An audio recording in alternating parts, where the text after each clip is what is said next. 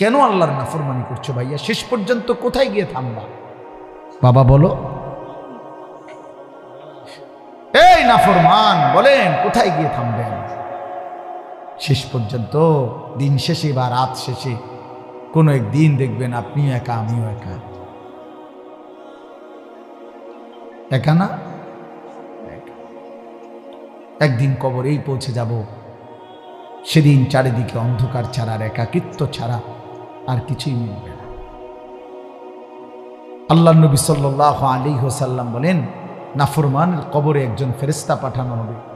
ওয়া ইউকাইয়াদু লাহু মালাকুন, এই ফেরেশতার তিনটা গুণ, আবকাম, আসাম্মু, আমা।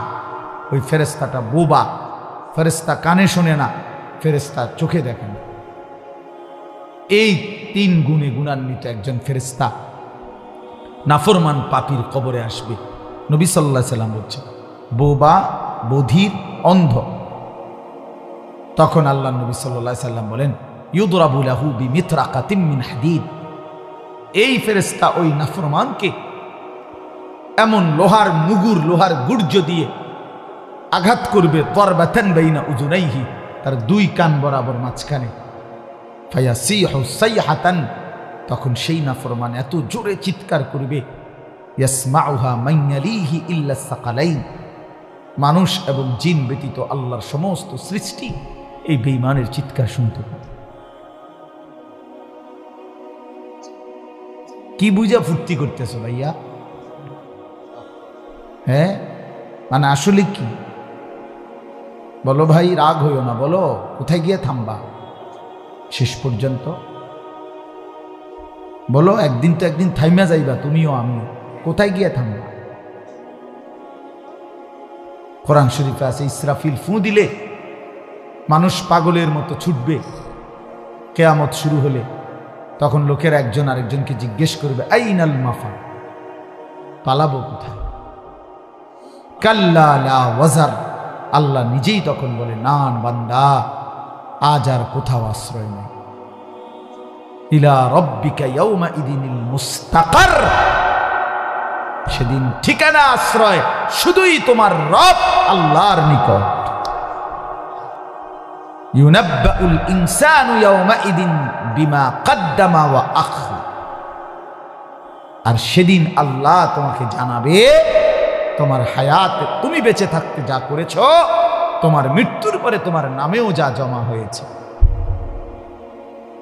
হ্যাঁ, যে ছেলেটারে তুমি চরিত্রহীন বানাইছো, আল্লাহর কসম, আল্লাহর কসম, ওই যতগুলো গুনাহ করছে নাফরমান, মনে রাখিস তোর আমল নামা তো লেখা হবে। কারে বিড়ি খানা শিখাইছো তো মনে রাখো, ওইতে তোমার মরার পরও যখন বিড়ি খাবে তোমার আমল নামার মধ্যে বিড়ির গুনাহ আসবে। কারে জুয়া খেলা শিখাইছো, কারে মদ খানা শিখাইছো, নেশা, কারে নারীর ফান্দে ফাঁসাইয়া দিছ,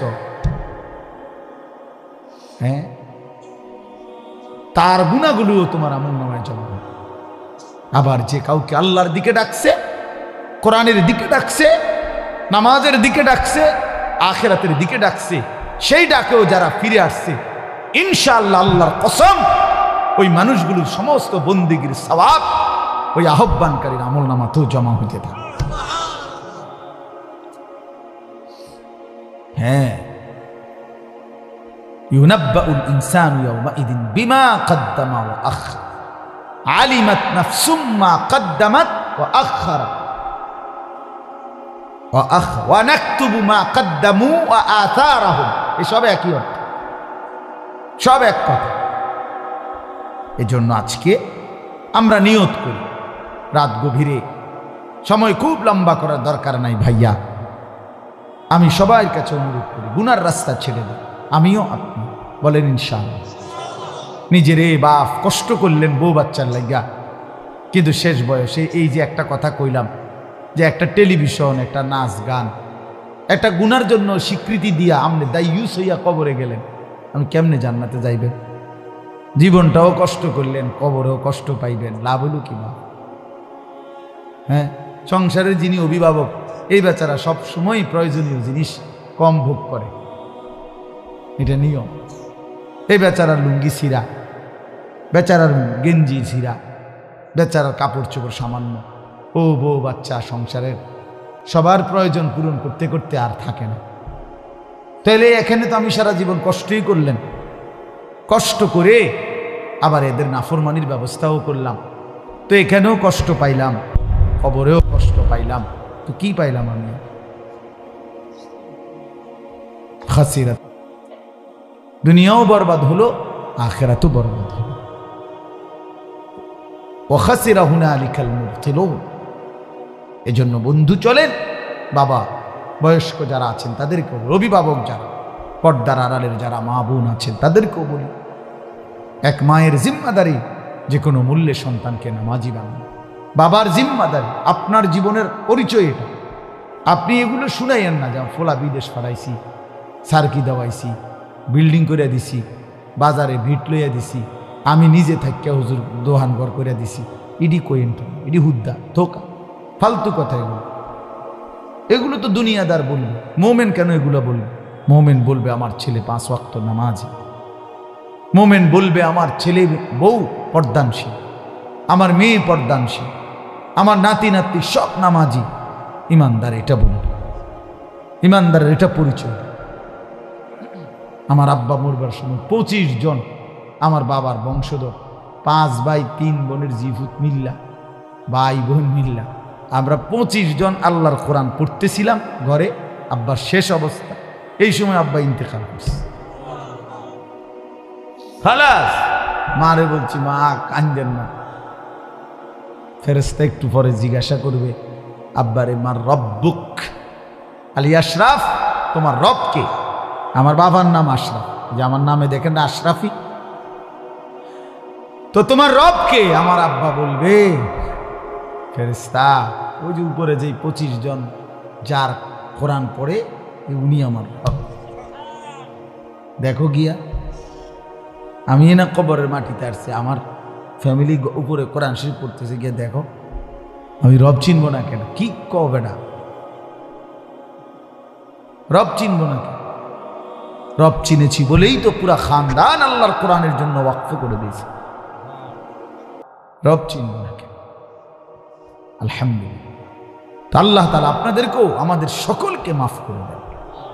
আমরা সবাই ফিরে আসা উচিত আল্লাহর দিকে। তুবু ইলাল্লাহি জামিআন আইয়ুহাল মুমিনুন লাআল্লাকুম তুফলিহুন। আল্লাহ বলেন, আমার ইমানদার বান্দা সকলেই তওবা করে আমি আল্লাহর দিকে ফিরে আসো, তাহলেই একমাত্র সফল হবে, কামিয়াব হবে, জান্নাতি হবে। আনিবু ইলা রাব্বিকুম ওয়া আসলিমু লা। তোমরা সকলেই আল্লাহর দিকে ঝুঁকে পড়ো, আল্লাহর কাছেই নিজেদেরকে আত্মসমর্পণ। আল্লাহ কোরআনে বলছে, বহু আয়াত আল্লাহ বলছে, বান্দা আমার দিকে ফিরো, আমার দিকে ফিরো, আমার কাছে আসো, আমার কাছেই শান্তি, আমার কাছেই সুখ, আমার কাছেই স্বস্তি, আমার কাছেই নিরাপত্তা। আল্লাহ আমাদেরকে বুঝ দান করে। কোরআনুল কারীমের 30 নম্বর পারা, 83 নম্বর সূরা। এই সূরার কয়েকটা আয়াত, 5টা আয়াত আমি আপনাদের কাছে তেলাওয়াত করেছি। 22, 23, 24, 25, 26 এই 5টি আয়াত পড়ছি এই মাত্র। এই সামান্য আর একটু এই আয়াতগুলো তর্জমা শুনাই, তাইলে ইনশাআল্লাহ আমার কথা শেষ। আল্লাহ আমাদেরকে তৌফিক দান করেন। সূরাটার নাম মুতাফফিফিন, তাতফিফ দুইটাই, তাতফিফ অথবা মুতাফফিফিন এই সূরাটার নাম। 30 নম্বর পারা, 83 নম্বর সূরা। এই সূরাটার অর্থ হইল তাতফিফ বা মুতাফফিফিন, অর্থ হইল ওজনে কম দেওয়া। আরো অর্থ ব্যাপক হলে অর্থ হইল কোনো প্রাপককে তার প্রাপ্য কম দেওয়া। বুঝেন নাই? আমার কাছ থেকে যিনি পাবে, সে যে দূর পাওয়ার কথা, তাকে তার চাইতে কি দেওয়া কম। এটাই হলো তাতফিফ। এই লোকটাকেই বলা হয় মুতাফফিফ, যে অপরকে কি দেয়? ঠকায়, তার প্রাপ্য দেয় না। কোন আল্লাহ তাআলা কোরআনের এই সূরাতে শুরুতেই বলছে, ওয়াইলুল লিল মুতাফফিফিন, এই যে তার প্রাপককে প্রাপ্য কম দেয়, ঠকায়, আল্লাহ বলছে তার জন্য জাহান্নাম, তার জন্য জাহান্নাম। এজন্য এই বাজারের ব্যবসায়ী ভাই যদি কেউ থাকেন, কাস্টমার ঠকায়েন না। আসমানওয়ালা জাহান্নামের হুমকি দিছে, ওয়াইলুল লিল মুতাফফিফিন আল্লাযীনা ইযা তালু আলান নাসি ইস্তাওফুন। আল্লাহ বলে কেমন নাফরমান শোনো, যখন নিজে মানুষ থেকে নেয় কারো কাছ থেকে তখন পূর্ণ নেয়, ওয়া ইযা কালুহুম আও ওয়াজানুহুম ইউখসিরুন, যখন অন্যকে দেয় তখন কমায়।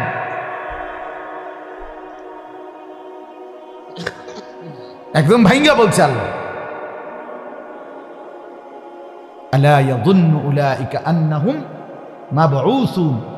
আল্লাহ বলে এরা কি ভাবে না যাদেরকে হাসরের ময়দানে উঠানো হবে? কেমনে বলে আল্লাহ ডাইরেক্ট, এই নাফরমান তুই কি বুঝছ না তুই যে হাসরের ময়দানে উঠবি? কামটা কি করলি? কেমনে মানুষকে ঠকাইলি? কেমনে অন্যের উপরে জুলুম করলি? এই জন্য 1 নাম্বার কথা এটা, কাউকে তার প্রাপ্য ঠকাবেন না। এখন আসেন তাফসীরের মধ্যে লিখছে আল্লাহর হক বান্দার হক। এই আল্লাহর যা হক মানে আল্লাহর জন্য যা কিছু আল্লাহ করতে বলছেন এবং মানুষের সাথে আমাদের যত হক আছে, এই আল্লাহর হক বান্দার হক কোনোটার মধ্যেই কম করা এটাই তাতফিফ, তার জন্যই জাহান্নাম। এই জন্য তাফসিরে স্পষ্ট, মারিফুল কোরআনে পড়ে দেখো তাফসির স্পষ্ট আছে। হযরত আব্দুল্লাহ ইবনে আব্বাস রাদিয়াল্লাহু তাআলা আনহুমা তিনি দেখছেন কেউ একজন নামাজের রুকু সেজদার মধ্যে ত্রুটি করতেছে, কমতি। তিনি স্পষ্ট বলছেন তুমি আল্লাহর হকের মধ্যে ত্রুটি করলা তো তোমার জন্য ওয়াইলুল লিল মুতাফফিফিন, তোমার জন্য জাহান্নামের ঘোষণা শুনো। এটা আল্লাহর হক নামাজ, এটা যথোপযুক্ত আদায় করতে হবে। 2টা সেজদা এমনি একটা উঠতে মাথাটা একটু উঠে একটা বাড়ি মারে, ফাজলামি করেন, হ্যাঁ মস্কারি করেন, এটা নামাজ? এটা কোনো সেজদা হইল? মাথা একটু উড়াইয়া একটা মাইরা দেয় সেজদা। রুকুর থেকে মাথা একটু উড়াইতে উড়াইতে না আবার নিচের দিকে যায় না। হ্যাঁ এবার দুর্বল, অত সাদওয়ানে আপনার আওয়াজে মানুষ বাহিরা বইতার না। হ্যাঁ একবার কুদ্দা উড়ে, কিন্তু এখানে কোথায় নামাজের বেলায় আসে, এখানে এসে কুয়ায় কেন? এমনি মোটরসাইকেল চালায়, মসজিদ আইলে মসজিদ আইলে ব্যারাম, তো মোটরসাইকেল চালান কেমন? এমনি কথা বলেন না কেন? দুনিয়াটা চরকির মতো দৌড়া, সারা দুনিয়া ভালো, মসজিদ আইলে ব্যারাম।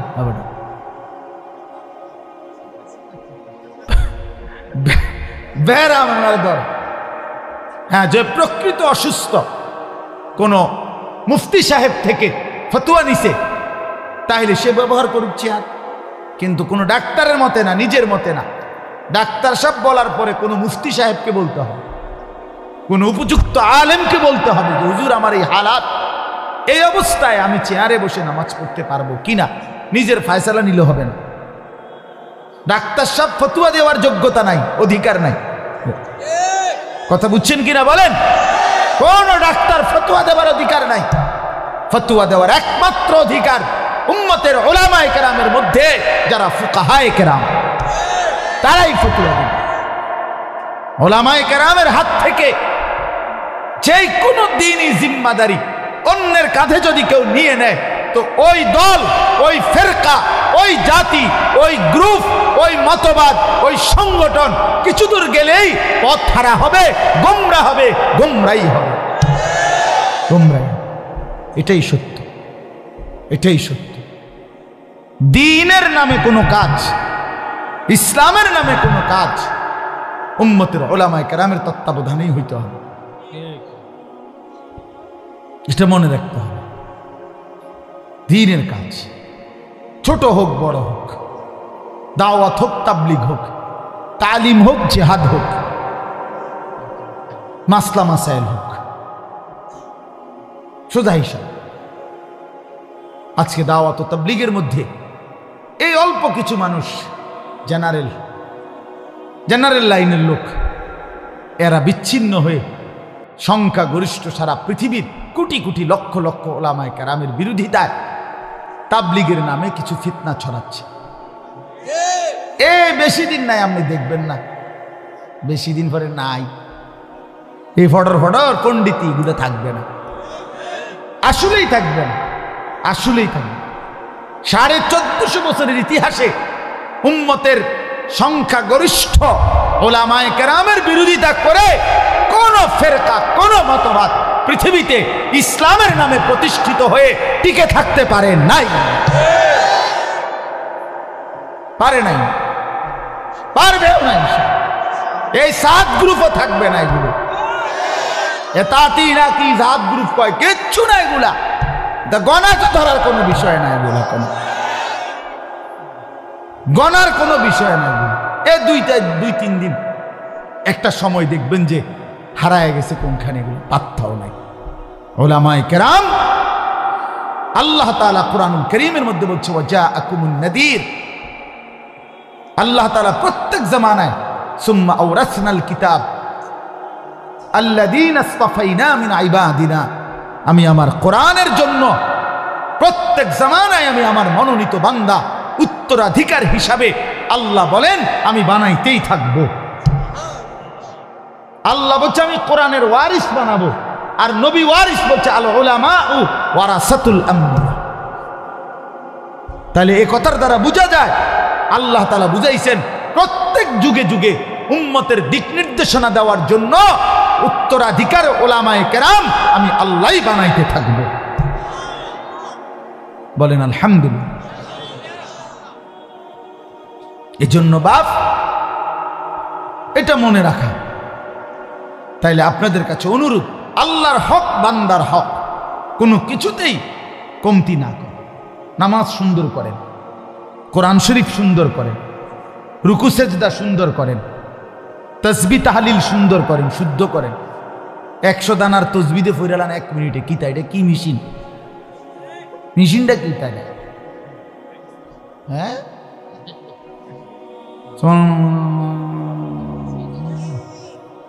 আলহামদুলিল্লাহ কিতা এডি কিতা? হ্যাঁ, কি মেশিন এটা? তামাশা ভাইয়া, এটা তামাশা। তাসবিহ পড়তে হবে রাসূলুল্লাহ সাল্লাল্লাহু আলাইহি ওয়াসাল্লামের সুন্নাত মোতাবেক। আর নবীজি প্রত্যেক তাসবিহ আলাদা আলাদা পড়তেন, এক নিঃশ্বাসে পড়তেন। সুবহানাল্লাহ সুবহানাল্লাহ সুবহানাল্লাহ সুবহানাল্লাহ আলহামদুলিল্লাহ আলহামদুলিল্লাহ আলহামদুলিল্লাহ আল্লাহু আকবার আল্লাহু আকবার আল্লাহু আকবার লা ইলাহা ইল্লাল্লাহ লা ইলাহা ইল্লাল্লাহ লা ইলাহা ইল্লাল্লাহ সাল্লাল্লাহু আলাইহি ওয়াসাল্লাম সাল্লাল্লাহু আলাইহি ওয়াসাল্লাম সাল্লাল্লাহু আলাইহি ওয়াসাল্লাম আস্তাগফিরুল্লাহ ওয়া আতুবু ইলাইহি আস্তাগফিরুল্লাহ ওয়া আতুবু ইলাইহি আস্তাগফিরুল্লাহ ওয়া আতুবু ইলাইহি। পড়েন তো সুবহানাল্লাহ আলহামদুলিল্লাহ আল্লাহু আকবার লা ইলাহা ইল্লাল্লাহ সাল্লাল্লাহু আলাইহি ওয়াসাল্লাম আস্তাগফিরুল্লাহ ওয়া আতুবু ইলাইহি সুবহানাল্লাহ আলহামদুলিল্লাহ আল্লাহু আকবার লা ইলাহা ইল্লাল্লাহ সাল্লাল্লাহু আলাইহি ওয়াসাল্লাম আস্তাগফিরুল্লাহ ওয়া আতুবু ইলাইহি। আচ্ছা, এখন যা আমরা পড়লাম, যেই নাফরমানগুলো পড়ে নাই, মনে রাখবেন এগুলা বোবা, এগুলারে আল্লাহ তাআলা জবান দেয় না। মূল কারণ এই জন্য পড়ে নাই। কেন পড়ে নাই? না বোবা, মূলত এদেরকে আল্লাহ জবান দেয় না, এই জন্য পড়ে না। এরা মূলত বোবা, এদের বদনসিব, এরা এদের মালিকের নাম নিতে পারে না। কি পরিমাণ অভিশপ্ত, কি পরিমাণ লানত, চিন্তা করছে। তার মালিকের নামও তার মুখ দিয়া বলে।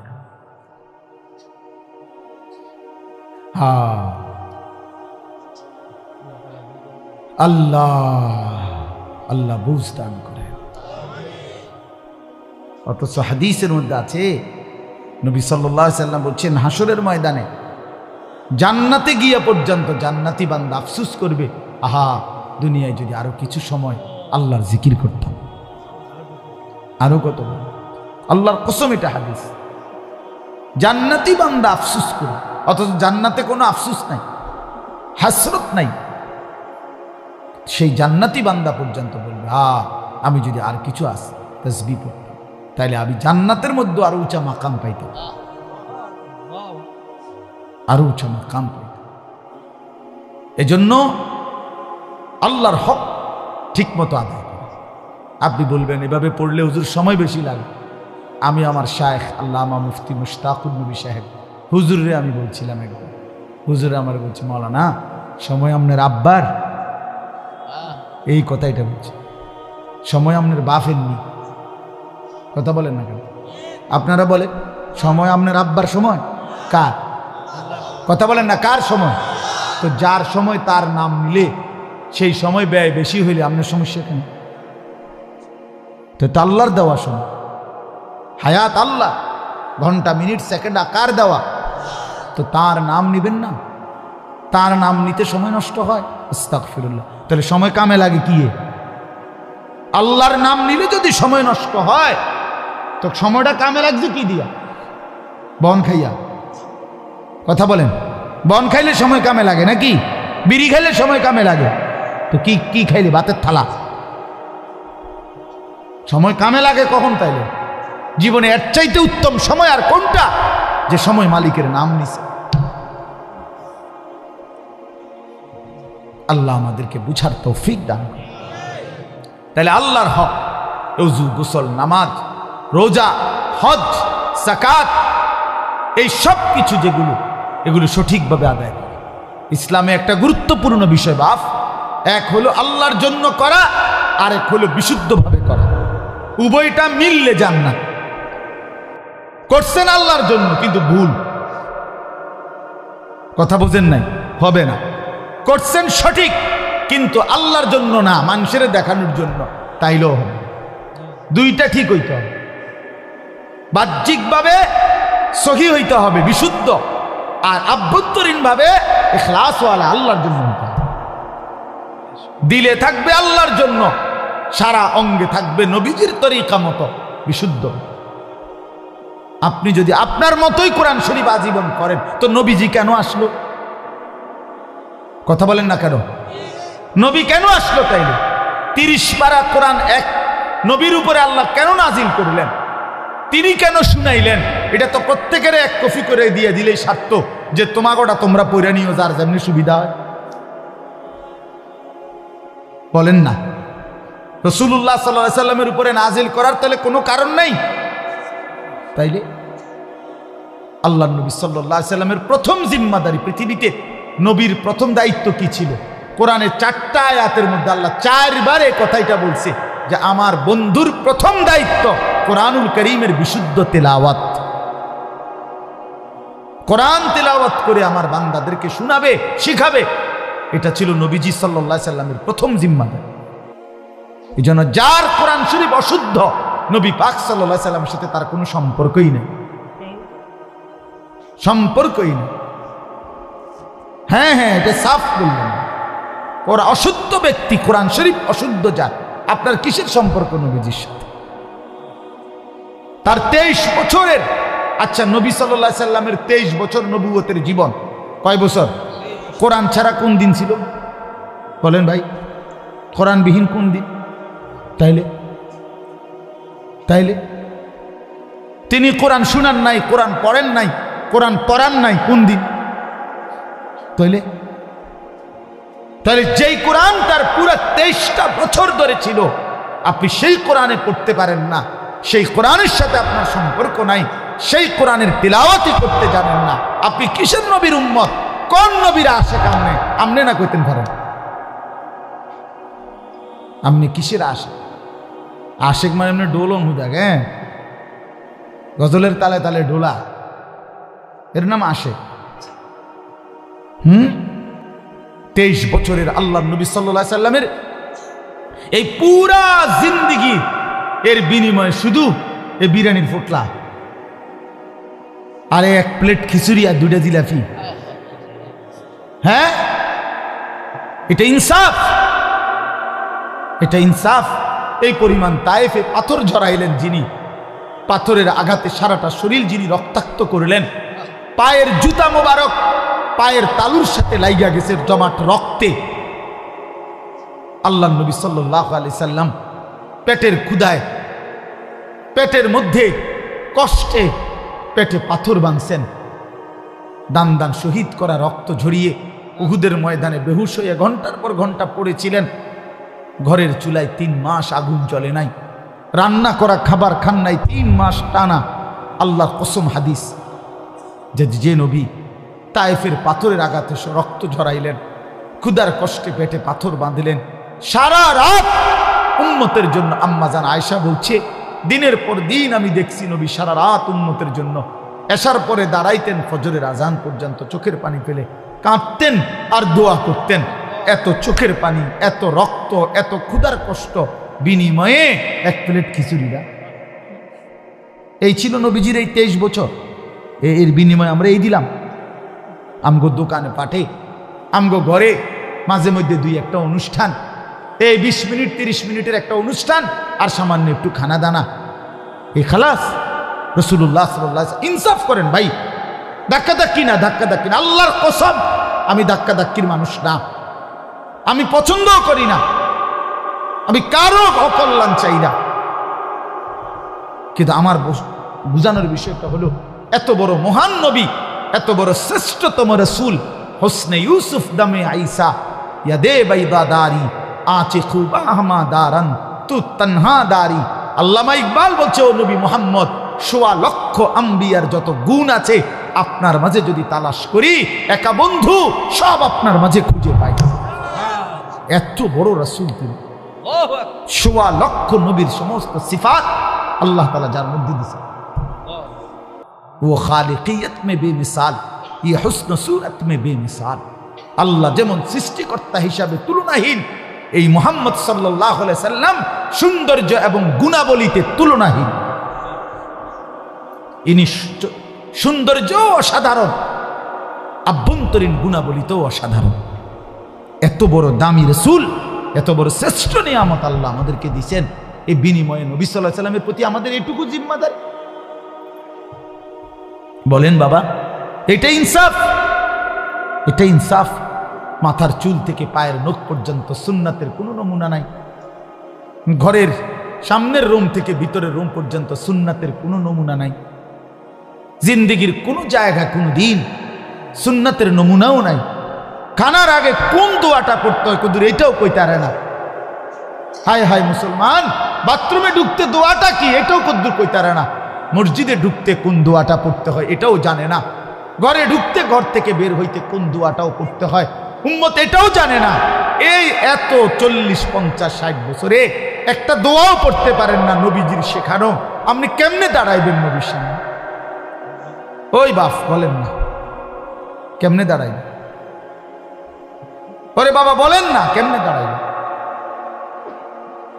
যে মুখে বিড়ি সিগারেট, এই দুর্গন্ধওয়ালা মুখ নিয়ে নবীজির সামনে কেমনে দাঁড়াইবেন? বলেন চাচা, আপনি বলেন কেমনে দাঁড়াবেন? আল্লাহ নবী সাল্লাল্লাহু আলাইহি সাল্লাম 1 সেকেন্ডের জন্য দুর্গন্ধ পছন্দ করতেন না। চির সুগন্ধিময় ছিল নবী সাল্লাল্লাহু আলাইহি ওয়াসাল্লাম। 24 ঘন্টা যিনি সুগন্ধিময় ছিলেন, মিশকের ঘ্রাণ বের হতো। আল্লাহ নবী সাল্লাল্লাহু আলাইহি সাল্লাম কখনোই তিনি দুর্গন্ধ পছন্দ করতেন না রে বাপ। ওলামায়ে কেরাম আপনি জিজ্ঞেস করে দেখেন, নবী সাল্লাল্লাহু আলাইহি সাল্লাম বলছে 3টি জিনিস দুনিয়াতে আমার সবচেয়ে প্রিয়, এর মধ্যে 1 নাম্বারটাই হচ্ছে আত্তিব, আতর, সুগন্ধি। কয়টা? কয় নাম্বার? 1 নাম্বার আত্তিব। একদিন জুমার নামাজে সাহাবায়ে কেরাম নবীজির খুতবার সময় সাহাবায়ে কেরামের মধ্যে কারো একজন থেকে ঘামের গন্ধ নবী সাল্লাল্লাহু আলাইহি সাল্লামের নাকে লাগছে। আল্লাহর নবী সাল্লাল্লাহু আলাইহি ওয়াসাল্লাম বলছে গুসলুল জুমআতি ওয়াজিবুন আলা কুল্লি মুহতালিম, প্রতিটি প্রাপ্তবয়স্কের জন্য জুমার দিন গোসল করা বাধ্যতামূলক। এত এত গুরুত্ব দিচ্ছেন তিনি। সামান্য নবীজি বলছেন যে ব্যক্তি পেঁয়াজ রসুন কাঁচা খেয়ে সে যেন আমাদের মসজিদে না আসে, তার এই গন্ধ কষ্ট হয় আমাদের ফেরেশতাদের, ইমানদারদের। সেখানে পেঁয়াজ রসুনের গন্ধ যদি কষ্টকর হয় তো বিড়ি সিগারেটের